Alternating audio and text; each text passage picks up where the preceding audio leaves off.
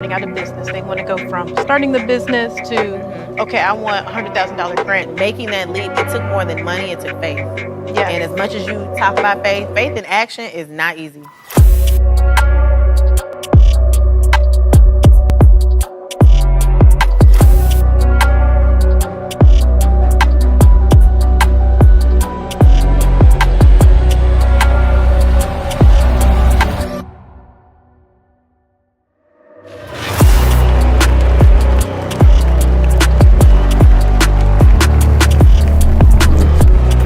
Welcome back to Boss Up. I'm Nicole Jones, and on this show we talk about how to start, grow, and sustain your business. We're in part 2 now with Melissa Mitchell. If you guys missed the first episode, be sure to stop this one, pause, save it for later, but go back to the first episode where we're talking about how to start your business in the creative industry and just, Melissa's origin story in the industry. So welcome back, Melissa. Thank you. This particular episode, I want to talk more about the challenges that you might have faced throughout your business, and more about the collaboration piece, because there's been some great collaborations, and I'm sure people are like, how does she get that collaboration? Because she's in the artistry industry. I might also be in that industry.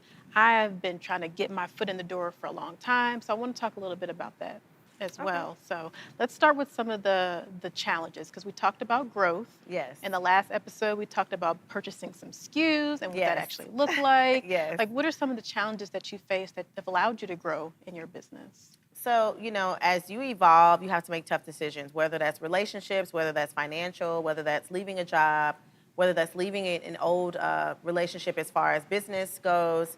You just have to be able to be adaptable. And so when I got the big call for Foot Locker, I was in the middle of 2 other mini opportunities, and I had to just make a decision. Is it worth splitting my time up 3 ways, or is it worthy of me just great opportunities, but I just had to say maybe not right now. Yeah. And so with doing that, I was able to really focus 110% on the Foot Locker opportunity and made that the biggest thing yet, because I wasn't splitting up. It's almost like, should I keep dating? Should I settle down? Should I get married? And so I married the Foot Locker opportunity. At some point, you have to say, maybe it's worth me sitting down for a second. And so once I kind of took all that was coming from just that one thing, 5 or 6 new doors have opened even since last year. And so people talk about, well, how did you get it? And, why you? Why that? And so interesting enough, February 11th was my last day. And I was like, okay, God, February 12th, I was like, what did I just do? Oh my gosh, right? And so I'm sitting at home and I'm like, okay, I'm not going to cower down. Yeah. I'm going to just keep painting every day. And so one of my girlfriends owns an amazing club here, a dinner club. And she said, well, I want to honor you as being a trailblazer. I was like, girl, I just quit my job. I am not a trailblazer. I'm trying to figure out life. So I walk in there and I felt such a sense of calm. It was like, you're exactly where you need to be. You're going to meet who you need to meet. And I met a new friend there. And, we were just talking about business. And I was like, you know what? I need to go to Phoenix. I said, I want to go to Phoenix, Arizona to clear my mind and really talk to God.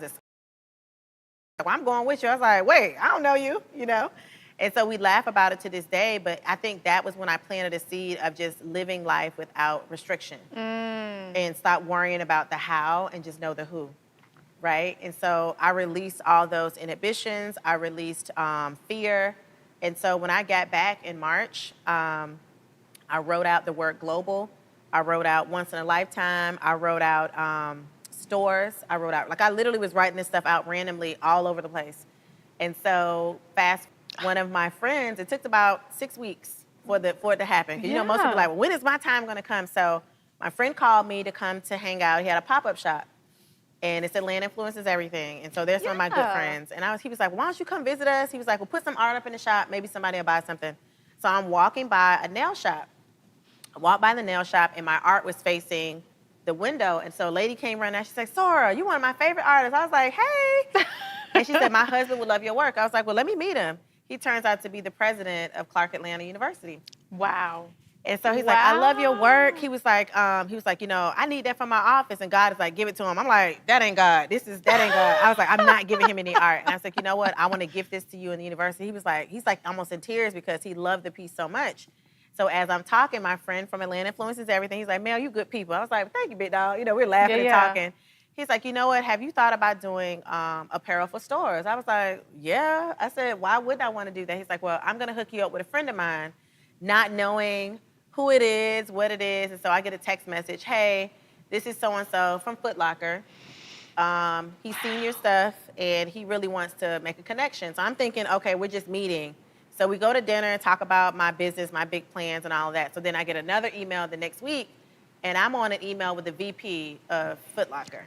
What? So I went from being in denial about quitting my job in February, traveling to Phoenix to find my why, April still painting every day, still just making these designs, and then opportunity met preparation. Yes. Because when he called me and said, I need you to be ready for this meeting, I started putting things in all the different mock-ups for a collection. So when she said, hey, do you have anything you want to show us? I was already ready to press send on the email.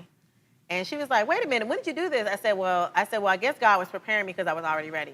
Wow. And so the number one seller that's in stores now was created way before the call came. And so my mantra that I share with people all the time is just stay ready. And people are like, oh, that's archaic. I said, no, literally staying ready means having all your tools in your hand so when the call comes, you don't have to dig into your bag to get them because you're already in the process of creating.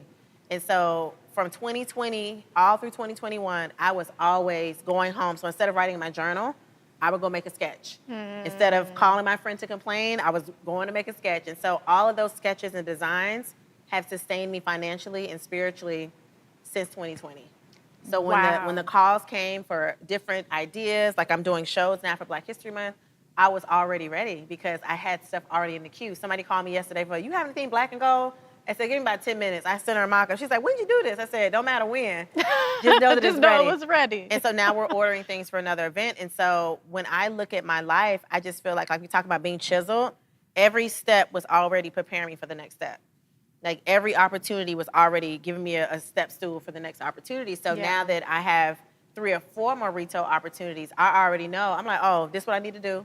I'm going to hire her. I'm going to call my mom back in. We're going to rent a space. So now I know. And so now my process that took me 6 weeks now takes me about a week because I'm going to have all my stuff lined up. I'm going to have my stickers. I'm going to have this. And so I know what to expect when I come to the table now. It's not foreign to me. Yeah. And so if someone asks me about it, I can give you an elevator pitch in 30 seconds and say, girl, just be ready. Because it's work to do when you ask for it. When these answered prayers come, it's not going to be, just some cinder experience. It will actually be a process that requires more of you.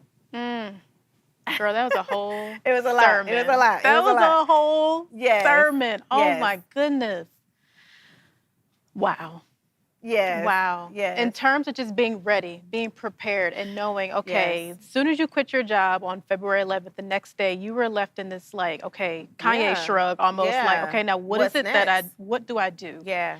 And to know that you essentially needed to center yourself. Yeah. Let me just continue to create, and then continue. My next step should be to find my why. It's not to pulse and start shipping out different prints or selling different artistry or paintings. It wasn't from a place of desperation. It was, this is where I am. God, you have led me in this place already. Lead me to the next. And allow me to hone in on what my why actually is. What does that look like? What does that feel like? What does that taste like? Who are the people that's going to be a part of that why? Right. And essentially by doing so, you basically cultivated a lot of the things that you just described. Absolutely. And I think too, we talked about Bob Proctor earlier. He passed away as of today. And, we mourn people like that leave the earth. It's almost like Miles Monroe when he died. It was gone too soon. But they left so much intellectually and spiritually behind that we have enough of a foundation to get to where they are. And really, I think God doesn't want us to always look at numbers about this person died at 88, this person died at 52, like my dad died at 53. And so while we mourn their leaving us so quickly, we collect the lessons and the wealth of knowledge that they leave behind. And so I love that Christianity is more open to the word manifesting and alignment and all these different terms that seem outrageous, because when you look at all the principle, it goes back to faith. And I say that manifesting is merely faith on steroids. And so I call myself a master manifester because I feel like I have mastered the ability to find a goal and to match it with my faith and relentlessly run. I think a lot of people get distracted by religion and spirituality and all these different things that kind of get you off course. But really, essentially, God just wants you to say, come back to me. Yes. I'm the source. I'm the universe. I'm all these terms. You can call me, because, God has a million different names in the Bible. And so I think for me, focusing on books and teachings that keep me focused. There's a book that I re-listened to about 100 times, Open Your Mind to Receive by Catherine Ponder. Mm-hmm. And actually, she talks about scriptures in the book. But in that particular book, it's a short read. It's really short. But what she's just telling you to do is that you wake up saying that every day is a blank canvas. Every day is a blank page. That is so fitting for you. Of course. And so, for me, it really resonates with me because my favorite part of art, people's like, oh, what's your favorite? I said, I love when I get a blank sheet, when I get a blank start, and I get to do whatever I want like that. And God is like, this is life. Yeah. Your life is a canvas. Yes. You get to, and if you mess up, you can make a part of the picture. I had a mistake when I was painting one day and something dripped down. I was like, I said, it's gonna mess the whole thing up. I said, you know what? I'm just make a part of it. And now people are like, I love the texture. And I was like, girl, that started as a mistake. And now it was a favorite part of her painting. And so just like life, there are opportunities that come and then there's sometimes you kind of get off track. You get in the wrong relationship or, you may miss the mark doing something for family, but whatever it is, it still can be used by God. Yes. It's not off the table. And so I think that's what my life has been. It's just a constant adaptability, flexibility lesson of the way and just understanding that your life is going to be what it's going to be when you decide what it's going to be. Yes. Yeah. Yes. Oh, man. That was a lot. I hope y'all took something from that. There was a lot of amazing golden nuggets in everything that you just shared, especially manifestation is faith on steroids. I love that. That's it. Because I get in so many, I don't get in arguments, but just making sure people understand that don't let religion keep you in a prison. I love God, know Jesus, all those different things, but I do believe God gives us tools to get closer to him every day and to get closer to the goals that he has for us. I think I forgot, what was it? Prayer Jabez has a second book that came out and he equated a lot of us don't ask big enough. And so one of the analogies he gave was when we get to heaven, God shows us a door. And so we go and open that door and all these boxes come falling out. And people are like, well, what's all these boxes for? Who are those for? Those are the prayers you never had enough faith to pray. Ooh. Those are all the prayers that you didn't have enough guts to ask for. So you never asked to be a better wife. You never asked to be a better mom. You just assumed that it would come. But you literally can ask for a parking space at Ross all the way to $1 million deal with Foot Locker. So the little things become the big things. And so I literally pray for the smallest things every day. Oh, Lord, I just pray that it's a short way to Olive Garden. When I walk in, we can get you seated now. I say, look at God. And then when I get the opportunities like the Foot Lockers, look at God. So how I do anything is how I do everything. Yes. So if you praise God for the smallest thing, like not falling in a pair of new heels, all the way to finding a designer pair of shoes for little or nothing, that the habits of faith become the way you live life. And so I think that's really my key to success is that I just habitually have trusted God with every little step of my life. Yes. Oh my gosh, girl. You could do literally a whole sermon on this. Yes. This could be a third episode. Okay. Yeah. Man, that's amazing. And it really shows in terms of, the start of the question was like, what were some of the challenges that you face? However, if you ask for certain things that you want, he'll basically move those challenges to the left, to the right. And something when you're going back to your example of the painting. Absolutely. So it's like it's a part of the journey, challenge or not. If you're really equipped to actually live out this lifestyle, live out this dream, this entrepreneurship journey, those mistakes, those challenges will prepare you for the opportunities that are greater than what you could even have asked for. Absolutely. And I love the example you gave about opening the door and the boxes just fall out. And those are the gifts or the questions that you never asked. That's the visual of that is just like, that's my greatest, I don't want to say fear, but that's my greatest, I guess, fear is that I get to heaven and he was like, oh man, you were supposed to be a dancer. It's like all these gifts and all these opportunities that you never even pursued because you allowed fear to trap you behind what was comfortable. And I always say that I traded my pulpit for a paintbrush because I feel like God has given me this gift not just to be creative, but to also literally send out the waves to waking up the giants in people. So I think a lot of people let age or sex or race or money or whatever it is, orientation, disabilities to hold them hostage. Yeah. Oh, girl, I could never do that. That's you. I could never do that. Or I'm too big. I'm too small. I'm too this. And so they put themselves in these cages, and it's like, girl, just do it. Like, Yeah. all I can do is tell you no. You heard no before. You're not foreign to it. Yeah. And so you just have to learn how to. I mean, with every yes I got last year, I got like 10 or 15 no's. I didn't post those. I didn't post me crying every night or being upset or, rejection or the relationships that failed, or even while I'm on stage, I'm getting a text from my ex about something crazy. Yeah. So it's like you're still waking up every day and like literally like imagining yourself swimming against the current every day, getting to that finish line, getting to that island of paradise and all those things. And so it'll be worth it in the end, but it's that duration of the in between the destination and the starting point that's always so like, what am I going to do with my life? You know? Yeah. But I just told my sister, because she's about to be 35 and I'm about to be 40. And so we're both hitting these benchmarks of like, oh my God. And I was like, if I could really talk to myself at 34 or myself at 29, like, girl, it's going to be a ride, but this is what's going to happen. Like, if I could have told myself at 34 that I would be on a billboard at 39, I wouldn't have believed myself. I was like, girl, that's not going to happen. Like, how is that going to what? And so looking back, even on the last year, I almost let fear hold me into a job that I thought was comfortable, and then God gave me a deal that was 3 or 4 times the amount I was making in a year. Yeah. And so it's like, whoa, like I really was about to miss out on all of this, and not even money, all of this opportunity, because I felt like this was safe, or I went to school for this. This is what God wants me to do. And God is like, you could do both, but imagine if you focus on this one thing. Yeah. And so I never tell people to quit their jobs arbitrarily without a plan. I had a lot of money saved, so I was good. I'm still good. More than money, it took faith. Yeah. And as much as you talk about faith in action is not easy at all. And so once I took that, it was so, like when you read the prayer, the Lord's Prayer, give us this day our daily bread. He knew that the bread would run out from yesterday. Yeah. So daily, you got to trust God every day. So he almost wants it to get short. So tomorrow's like, I don't know, but when you get it, you know it's God. And so I love watching birds migrate and fly around, because they don't have a fridge. They don't have a deep freezer. They don't have anywhere to keep all their stuff. And so to watch them wake up every morning, like, all right, we're going to get something to eat. And never saying, what if the grass don't have no worms?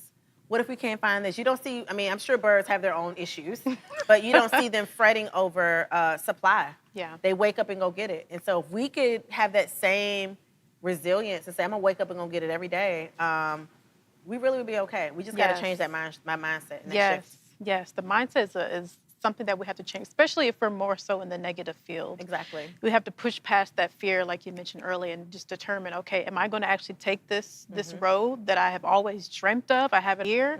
I have it on my bucket list every single year, but I don't actually put the action into the faith that I'm actually praying out each and every day. So it makes a huge difference. Yeah, huge for sure. difference.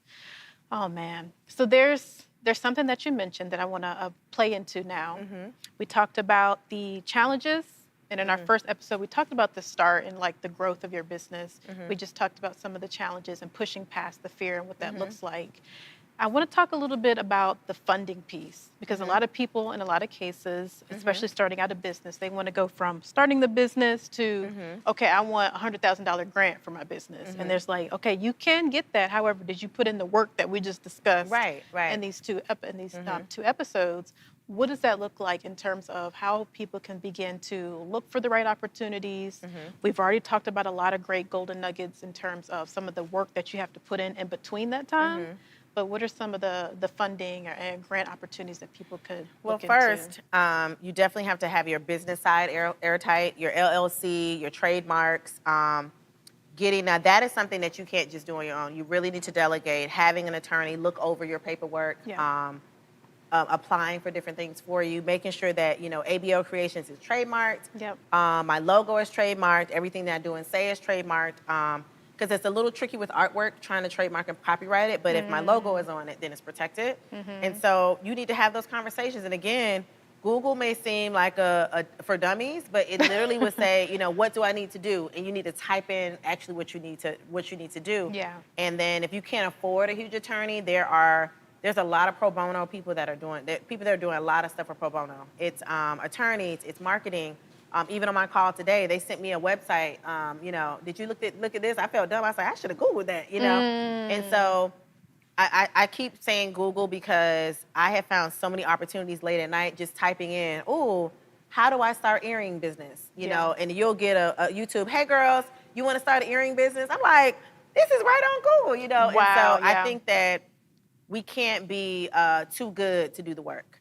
And I think a lot of people are like, girl, I'm just going to seminar. Because even if I've gone to seminars, I've gone to, great speaking opportunities, but it's self. Yeah. Even if somebody handed me a whole book, I'm like, girl, just give me the links.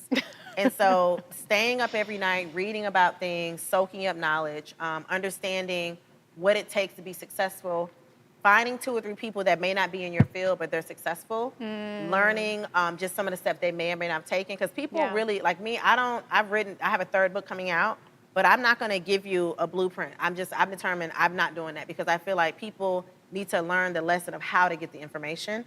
And so some people do, they'll give you for $9.95 the house, but I feel like I've learned so much that the wins mean so much more to me because I did the work. Yeah.